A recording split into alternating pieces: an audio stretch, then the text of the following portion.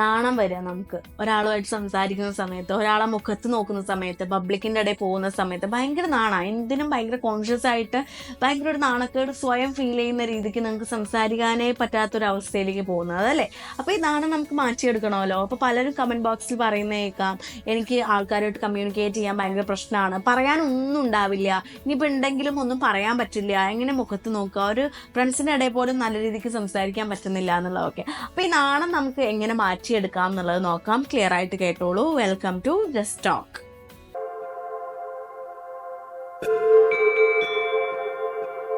ഒന്നാമത്തെ കാര്യം, നമ്മുടെ തോട്ട്സിനെ, നമ്മുടെ ചിന്തകളെ അത് നമ്മൾ ശരിയാക്കി എടുക്കേണ്ടത് അത്യാവശ്യമായിട്ടുള്ള ഒരു കാര്യമാണ്. എപ്പോഴും നെഗറ്റീവ് തോട്ട്സ് വെച്ച് നടന്നുകൊണ്ടിരുന്നു കഴിഞ്ഞാൽ അത് നമ്മുടെ കമ്മ്യൂണിക്കേഷൻ അല്ല, നമ്മുടെ ബിഹേവിയറിനെ, നമ്മുടെ പേഴ്സണാലിറ്റിയെ തന്നെ മൊത്തത്തിൽ ബാധിക്കുന്ന ഒരു കാര്യമാണത്. ഇപ്പോൾ ചിലർക്ക് ഈ ഷൈ തോന്നാനുള്ള റീസൺ മെയിനായിട്ട് രണ്ടെണ്ണമാണ് കണ്ടുവരുന്നത്. ഒന്നാമത്തെ ഒരു കാര്യം എന്ന് പറഞ്ഞാൽ ഈ സെൽഫ് കോൺഫിഡൻസ് ഇല്ലേ, അല്ലെങ്കിൽ സ്വയം നമ്മളെക്കുറിച്ച് ചിന്തിക്കുന്നത് ഭയങ്കര നെഗറ്റീവായിട്ടുള്ളവർക്കായിരിക്കും പുറമേ എല്ലാവരുടെ അടുത്തും നമ്മളെ ഫേസ് ചെയ്യാൻ ഭയങ്കര ബുദ്ധിമുട്ടായിരിക്കും.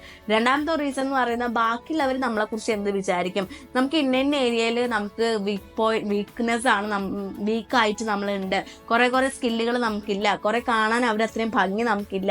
അപ്പോൾ അവരുടെ അടുത്ത് പോയി സംസാരിക്കുമ്പോൾ അവരെന്ത് നമ്മളെ കുറിച്ച് വിചാരിക്കും എന്നുള്ളത്. അല്ലാന്നുണ്ടെങ്കിൽ ഞാൻ ഭയങ്കര മോശമാണല്ലോ, ഞാൻ ഭയങ്കര വീക്കാണല്ലോ, എനിക്ക് അത്രയും നോളജ് ഇല്ലല്ലോ, ഞാൻ ഭയങ്കര ഫാറ്റി ആണല്ലോ, ഞാൻ ഭയങ്കര സ്കിന്നി ആണല്ലോ എന്നുള്ളതൊക്കെ സെൽഫ് ഇമേജ് ഭയങ്കര നെഗറ്റീവായിട്ട് വെച്ചിട്ടുള്ളവർ. ഈ രണ്ട് കൂട്ടർക്കും ബാക്കിയുള്ളവരായിട്ട് സംസാരിക്കാൻ ഭയങ്കര പേടിയായിരിക്കും. അപ്പോൾ ഒരിക്കലും അങ്ങനത്തെ ചിന്തകളൊന്നും വെക്കേണ്ട ആവശ്യമില്ല. ബാക്കിയുള്ളവർ എന്തോ വിചാരിച്ചോട്ടെ, നിങ്ങളുടെ വീക്ക് പോയിന്റ് ബാക്കിയുള്ളവരെക്കാൾ നന്നായിട്ട് നിങ്ങൾക്ക് അറിയുന്നത് അത് ബാക്കിയുള്ളവർക്ക് അറിഞ്ഞോളന്നൊന്നുമില്ല അല്ലേ. പിന്നെ ഇപ്പോൾ ലുക്കിൻ്റെ കാര്യമാണെന്നുണ്ടെങ്കിലും എല്ലാവരും, എല്ലാ ഇൻഡിവിജ്വൽ ആയിട്ടുള്ള വ്യക്തികളും ഭയങ്കര ഡിഫറെൻ്റ് ആയിട്ടാണ് നമ്മുടെ ഗോഡ് ജനിപ്പിച്ചിട്ടുള്ളത് അല്ലേ. എല്ലാം ഡിഫറെൻ്റ് ആണ്, എന്നെ പോലെയല്ല നിങ്ങളിരിക്കുന്നത്. അപ്പോൾ സ്കില്ലിൻ്റെ കാര്യത്തിലായാലും ലുക്കിൻ്റെ കാര്യത്തിലായാലും എന്ത് വിഷയം തന്നെ ആയാലും അല്ലേ. അപ്പം നമുക്ക് കുറേ കാര്യങ്ങൾ ഉണ്ടാക്കിയെടുക്കാൻ പറ്റാവുന്നതേ ഉള്ളൂ. അപ്പം നമ്മളെ കുറിച്ചിട്ട് നമുക്കാണ് ഏറ്റവും നന്നായിട്ട് അറിയുന്നത്, ബാക്കിയുള്ളവർക്കല്ല. അപ്പോൾ ബാക്കിയുള്ള ആൾക്കാരെ വിചാരിച്ച് നിങ്ങൾ ടെൻഷൻ അടിക്കേണ്ട ആവശ്യമേ ഇല്ല. അപ്പം നമ്മുടെ പോസിറ്റീവ്സിനൊക്കെ നമ്മൾ പോസിറ്റീവായി തന്നെ കണ്ടുകൊണ്ട് നെഗറ്റീവ്സ് ഒക്കെ മറച്ചു വെച്ചിട്ട് അതിനെ ഹൈലൈറ്റ് ചെയ്തുകൊണ്ട് ബാക്കിയുള്ളവരുടെ മുന്നിൽ കോൺഫിഡൻ്റ് ആയിട്ട് സംസാരിക്കാനായിട്ട് നോക്കുക.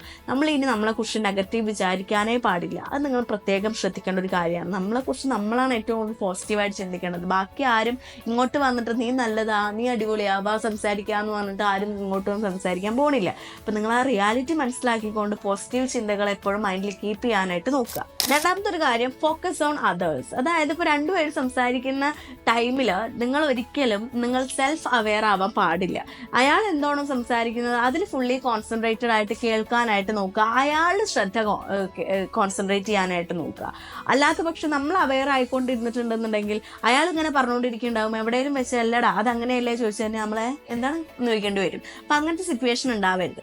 എപ്പോഴും നമ്മൾ അയാളിൽ തന്നെ കോൺസെൻട്രേറ്റഡ് ആവുക. അല്ലാണ്ട് എൻ്റെ മുടി ഇങ്ങനെയാണ്, എൻ്റെ മുടി ശരി, കണ്ണട ഓക്കെ ആണല്ലോ, ശരി ഞാനിങ്ങനെ അങ്ങനെയൊന്നും വിചാരിച്ചിട്ട് ഇരിക്കാൻ നിൽക്കരുത്. വല്ല അറ്റാക്കും വരും നമുക്ക്, നമ്മളെക്കുറിച്ച് നമ്മൾ ഇത്രയും കോൺഷ്യസ് ആയി കഴിഞ്ഞാൽ.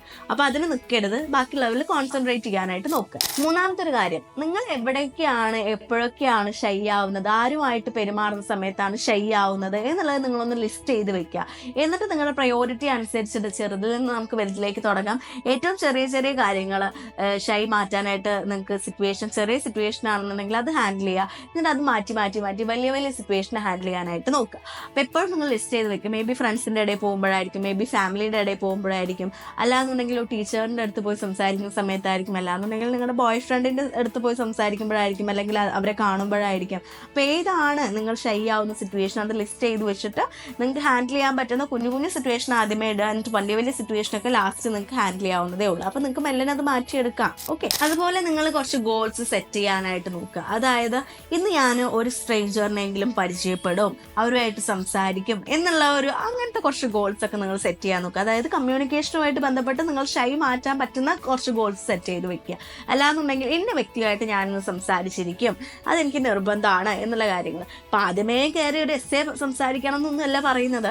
ജസ്റ്റ് ഒരു ഹായ്, ഒരു ഹെലോ, അല്ലെങ്കിൽ ഒരു ഹെൽപ്പ് ചെയ്ത് കൊടുക്കുക, ഒന്ന് ചിരിക്കുക. മെല്ലെ അത് വലിയ കോൺവെർസേഷനിലോട്ട് മാറിക്കോളും. സോ ഡെയിലി ഒരു ഗോൾ സെറ്റ് ചെയ്ത് വെക്കുക. ഒരാളായിട്ട് ഞാൻ ഇത്ര സമയം സ്പെൻഡ് ചെയ്യും, അല്ലെങ്കിൽ ഇന്ന കാര്യം ചെയ്യും, അയാളുമായിട്ട് സംസാരിക്കും, അങ്ങനത്തെ കാര്യങ്ങളൊക്കെ സെറ്റ് ചെയ്ത് വെച്ചുകൊണ്ട് സംസാരിക്കാനായിട്ട് നോക്കുക. അതുപോലെ നിങ്ങൾ നിങ്ങളെ തന്നെ കമ്പയർ ചെയ്യുന്ന പരിപാടിയില്ലേ, അത് നിർത്തുക. എന്നിട്ട് നിങ്ങൾ നിങ്ങളെ തന്നെ കെയർ ചെയ്യാനായിട്ട് നോക്കുക.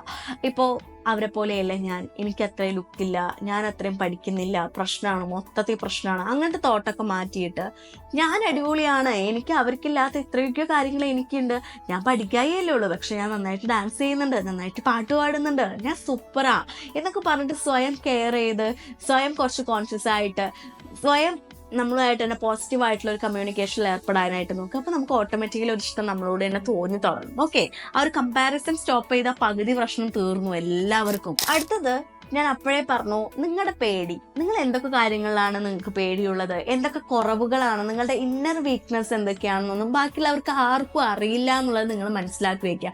അതൊരു റിയാലിറ്റിയാണ്. നമ്മൾ പുറമെ കാണുന്ന പോലെയല്ല പലരും. നിങ്ങൾ ചിലപ്പോൾ ഭയങ്കര പോസിറ്റീവായിട്ടൊരു വ്യക്തിയെ കാണുന്നുണ്ടായിരിക്കും, പക്ഷെ അയാൾക്കും ഒരുപാട് വീക്ക് പോയിന്റ്സ് ഉണ്ടായിരിക്കും, നമുക്ക് അറിയാത്തതാ. ഏറ്റവും ക്ലോസ് ആയിട്ടുള്ള വ്യക്തികൾക്കോ അല്ലെങ്കിൽ അയാൾക്കോ മാത്രം അറിയുന്ന കുറച്ച് വീക്കായിട്ടുള്ള കാര്യങ്ങളായിരിക്കും.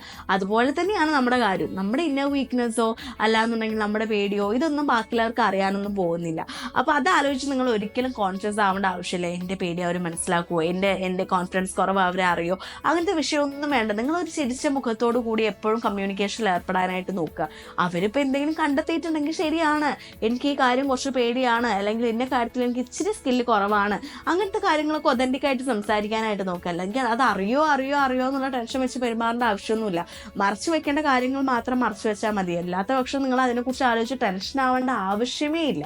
അത് നിങ്ങൾ മനസ്സിലാക്കുക. അപ്പം ആരും നിങ്ങളുടെ വീക്ക് പോയിന്റ് നോക്കിയിട്ടോ നിങ്ങളുടെ പേടി എന്തൊക്കെയാണെന്ന് നോക്കിയിട്ടോ ഒന്നല്ല സൊസൈറ്റി ജീവിക്കുന്നത്. അവർക്കൊക്കെ അവരുടേതായിട്ടുള്ള കാര്യങ്ങളുണ്ട്.